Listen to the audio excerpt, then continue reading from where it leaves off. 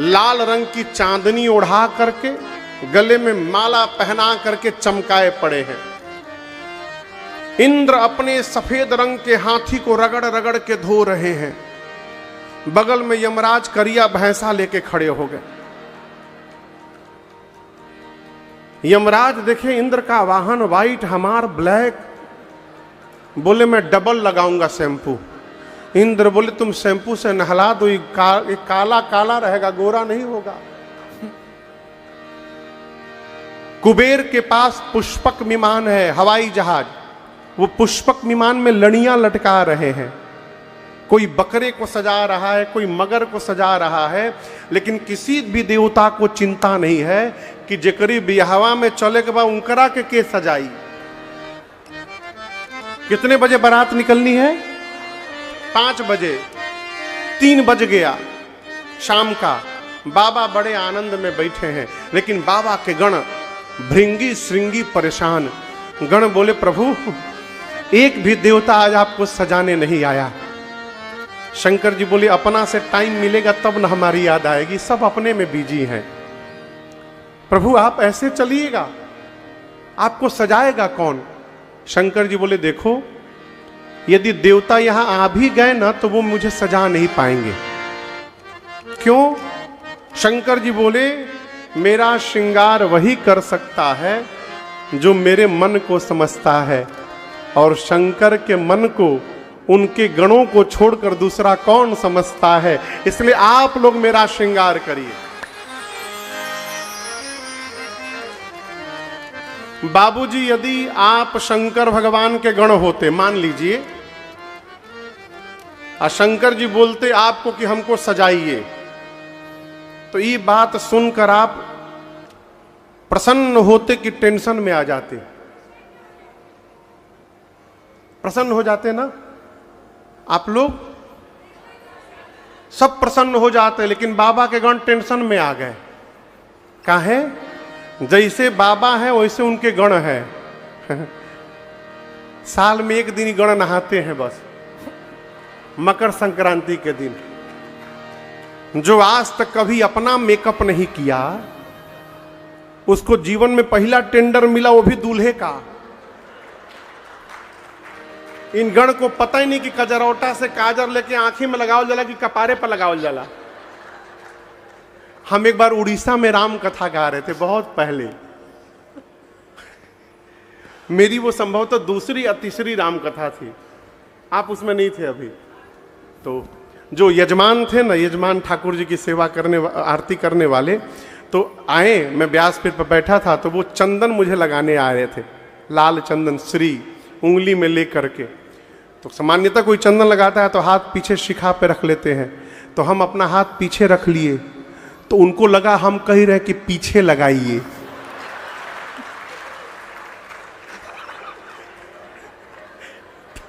तो वो श्री लेके टॉप से हमने पिछवा लगा दिए। हम बोले ई का किए? बोले आप ही तो बोले पीछे लगाओ। हमें बड़ी कृपा किया आपने। अच्छा बोले कोई और हाथ नहीं रखे आप।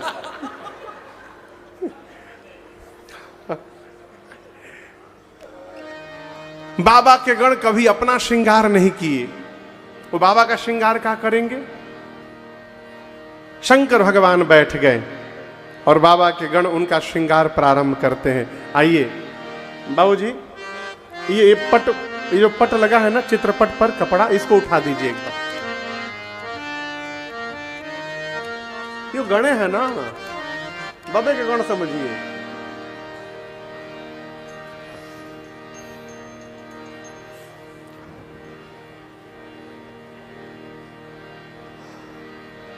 नीचे से नीचे से नीचे से गिरावे के नहीं कि उठावे के बाद।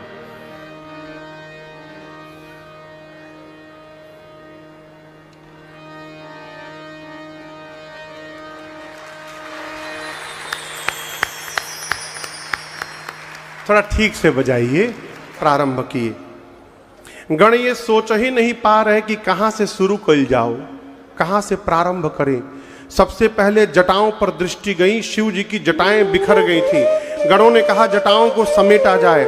समेटते समेटते ऐसा समेट दिया कि जटाओं ने मुकुट का आकार ले लिया। जैसे मुकुट बना, एक गण बोला बस बस टोपी का काम खत्म, एकदम टोपी जैसा, छूना मत अब इसको, टोपी का काम खत्म, यही दूल्हा का टोपी रहेगा। एक गण ने कहा कितनों टोपी पहना दो,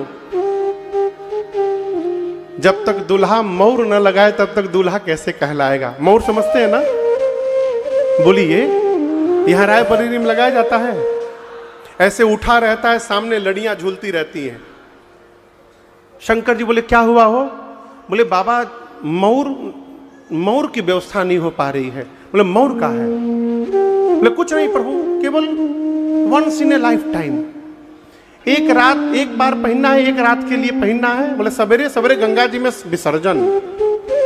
शंकर जी बोले देखो, ऐसा मौर मुझे पहनाना कि जिसका विसर्जन न करना पड़े। क्यों? जिसको मैं एक बार सिर पर चढ़ा लेता हूं, मैं उसका जीवन में कभी विसर्जन नहीं होने देता। इसलिए ऐसा मौर बनाना जिसको छोड़ना ना पड़े। अब गण टेंशन में आ गए, ऐसा मौर तो मार्केट में मिलेगा नहीं। एक गण बोला मैं कुछ करता हूं, लगा घूमने कैलाश में। एक पर्वत की खोह में गया, बाबूजी देखा कि 5-6 हजार सांप नाच रहे थे एकदम तेजी से। गण बोला तुम लोग इतना क्यों नाच रहे हो? बोले 2 घंटे बाद बारात निकलनी है, बारात में हम लोग को अपना अपना परफॉर्मेंस देना है ना, ये उसी की तैयारी चल रही है। गण बोला अच्छा ठीक है, काम करो, पतले पतले जितने हो सब बाहर निकलो। एक गण बोला कितना पतला? सांप पूछा कितना पतला? बोला 10 mm से 20 mm के बीच वाले बाहर निकलो। 400-500 सांप बाहर आ गए। उनमें से सुंदर सुंदर रंग बिरंगे 30-40 सांपों को पकड़ा, सबके सिर को ऊपर करके बांधा। अब बोला देखो, जैसे बाबा के मुकुट में पहनाऊंगा, तुरंत अपना फन फैलाकर ऐसे ऐसे हिलना तुम लोग। गण ले गया, सर्पों को ले जाकर बाबा के मुकुट में पहना दिया। सर्पों का फन ऊपर फैल गया और सबके पूंछ बाबा के चेहरे के आगे झूलने लगे। शंकर जी पूछे पूंछ हटा के ई का है हो? गण बोले प्रभु आपका मौर है, मौर, स्पेशल मौर। आजकल दूल्हा कोई भी श्रृंगार धारण करे, मार्केट में तुरंत उसका कॉपी बन जाता है। गण बोला कोई माई का लाल इसका कॉपी करके दिखाए, कोई कॉपी करे, सांप का मौर पहन के कोई दिखा दे हमको। ऐसा आभूषण आपको पहनाएंगे प्रभु, कॉपी प्रोटेक्टेड, कोई कॉपी ही नहीं कर सकता उसका, सारा कॉपीराइट आपके पास।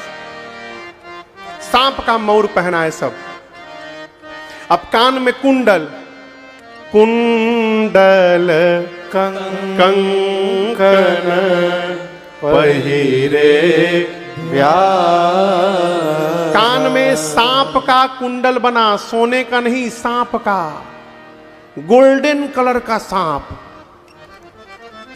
और ये भी समझिएगा, ये नहीं कि इधर गोल्डन लगा दी यहां ग्रीन लगा दिया, नहीं, मैचिंग का पूरा ध्यान रखा है गणों ने। जैसा सांप इधर वैसा सांप इधर। सांप का कुंडल पहनाया, सांप का कंगन पहनाया, सांप का बाजूबंद पहनाया।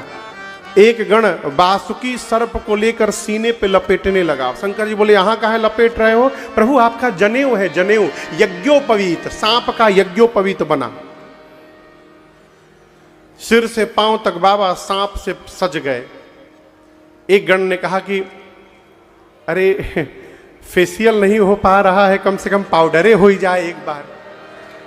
अब पाउडर कहां आवे कैलाश में? एक गण बोला हम व्यवस्था करते हैं। दौड़ा स्मशान में, चिता की राख लेकर के सब आए और सिर से लेकर पांव तक बाबा के शरीर पर राख का लेपन कर दिया, भस्म लगा दिए सब। अब सोचिए भस्म लगने के बाद कितना विकराल चेहरा हुआ होगा। 3 नेत्र हैं, गले में विष है, सिर पर गंगा है, ललाट पर चंद्रमा है, एक हाथ में त्रिशूल, एक हाथ में डमरू। एक गण बोला कि सब तो ठीक हो गया है, गला थोड़ा सूना लग रहा है, माला यदि पहन लेते सरकार। बाबा बोले पहनाओ। एक गण बोले क्या पहना है? कोई भी माला पहनाएंगे वहां जाते जाते मुरझा जाएगा। अब दूल्हा यदि मुरझाया हुआ माला पहन के जाए तो कैसा लगेगा प्रभु? शंकर जी बोले फिर? एक गण बोला प्रभु यदि आप आज्ञा देना तो हम एक ऐसी माला बनाना जानते हैं जिसकी लाइफ टाइम गारंटी है, वो कभी मुरझाएगा ही नहीं। शंकर जी बोले वही ले आओ। गया स्मशान और अब की बार 40-50 खोपड़ी उठा के लाया। खोपड़ी समझते हैं ना, नरमुंड उठा के लाया। एक लंबे से पतले सांप में सभी खोपड़ियों को डाला, सांप का सिर पूंछ लेके टाइट करके बांधा, अब बाबा के गले में ले जाके खोपड़ी की माला पहना दिया। बोला प्रभु एक बार देखिए इसकी ओर, जब भी देखिएगा ना हंसता हुआ नूरानी चेहरा दिखाई पड़ेगा आपको, ये कभी मुरझाया दिखाई नहीं पड़ेगा, हमेशा प्रसन्न, इसकी गारंटी है, कभी मुरझाएगा नहीं ये प्रभु। शंकर भगवान खोपड़ी की माला पहने और जैसे खड़े भये, बाबा तो गदगद हैं कि मेरे बच्चों ने मुझे कितना सुंदर सजाया, लेकिन बाबा जैसे खड़े भये बाबा के गण उदास हो गए। फिर शंकर जी बोले क्या हुआ? गण बोले प्रभु आप कुछ पहने नहीं है नाथ। शंकर जी बोले कहिया पहनते हैं हम तो ऐसे ही रहते हैं। गण बोले प्रभु यहां रहते हैं, लेकिन जहां जाना है यदि ऐसे चले जाएंगे तो वहां बवाल हो जाएगा प्रभु, कुछ पहनना पड़ेगा।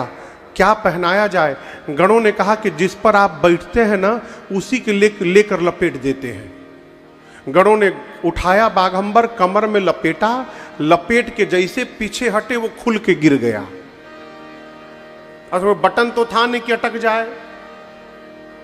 4-5 बार ट्राई किया गणों ने, प्रेम भैया, और जैसे लगा में खुल के गिर जाए। एक गण बोला मैं कुछ करता हूं, लगा घूमने कैलाश में। घूमते गया एक जगह, देखा डोरा, जानते हैं आप लोग डोरा? डोरा मने धागा, हाँ, पतली छोटी सी पतली वाली रस्सी, उतना ही मोटा एकदम पतली रस्सी जैसा एक सांप, लंबा सा, एकदम तेजी में नाच रहा था, एकदम लगा मानो करंट लग गया हो उसको, इलेक्ट्रिक डांस। गण जाकर उससे पूछा तुम इतना तेज क्यों नाच रहे हो? बोला कि बारात निकलने के बाद पहला परफॉर्मेंस मेरा ही है उधर। एकदम फाइनल रिहर्सल में हूं मैं अभी। गण उसको 2 मिनट देखा, बोला तुमसे नहीं हो पाएगा। बोला क्यों नहीं हो पाएगा? गण बोला जहां तुमको ड्यूटी पर मैं लगाने आया हूं ना, वहां का एक ही कंडीशन है, हिलना मना है, और तुम इतना हिल रहे हो तुम नहीं कर पाओगे। बोला मैं बाबा के लिए कुछ भी कर सकता हूं। गण उसी सांप को लेकर के आया, कमर में बाघंबर लपेटा और सांप से बांध दिया। अब बोला बबू हिली है मौत, जब तक बाबा विवाह करके ना लौट आए तब तक हिलना मत यहां से। सांप बोला बिल्कुल नहीं हिलूंगा। तब तक बाबा की सवारी नंदी आ गए सजकर, बाबा नंदी पर बैठ गए। अरे कर त्रिशूला अरुणा मारू विराजा, कर त्रिशूला अरुणा मारू विराजा, चले बस चढ़ी आज ही बाजा, चले बस चढ़ी।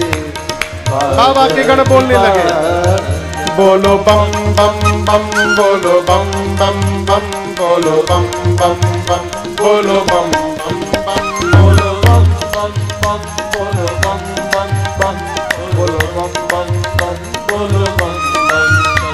हर बम बम बम, हर बम बम बम, हर बम बम बम, हर बम बम बम, हर बम बम बम, हर बम बम बम, हर बम बम बम, हर बम बम बम। ओम नमः शिवाय, ओम नमः शिवाय, ओम नमः शिवाय, ओम नमः शिवाय, ओम नमः शिवाय, ओम नमः शिवाय, ओम नमः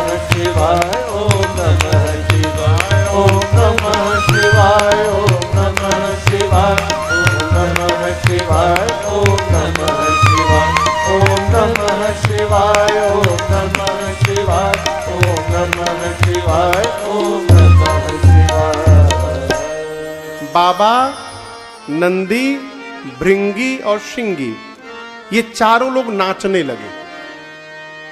प्रतीक्षा होने लगी किसकी? बारातियों की। 5 बजे बाराती आवे तो हम लोग चले। जैसे 5 बजा हो, सभी देवता अपनी अपनी देवियों के साथ कैलाश पहुंच गए। बारात पहुंच गई कैलाश में। जितनी देवताओं की देवियां थी, सब देवियां एक जगह जमा हो गई। अलग ही ढूंढने किसको? हाँ, पुरुषों को दूल्हा से कोई मतलब नहीं। पुरुषों को तो मतलब है कौन कौन आइटम है आज खाने में। अब माताओं को दूल्हा देखने में बड़ा सुख मिलता है। देवियां सब जमा हो गई, लगी ढूंढने शंकर भगवान को। बाबा दिखाइए न पड़े। बाबा का एक गण दिखाई पड़ा। एक देवी ने गण के कहा, नमस्ते, कहां है? गण ने पूछा, कौन? दुल्हा सरकार। दिव्या बोली, जी। गण बोला, देखने का बहुत मन हो रहा है ना, उसीलिए तो पूछ रहे हैं। गण बोला, फॉलो मी, पीछे पीछे आइए मेरे। लेकर गया, और जहां बाबा खोपड़ी की माला पहने, सांप से सजे नंदी पर विराजमान थे, गण ले गया और थोड़ी दूरी से देवियों को कहा, वो देखिए दुल्हा सरकार। देवियां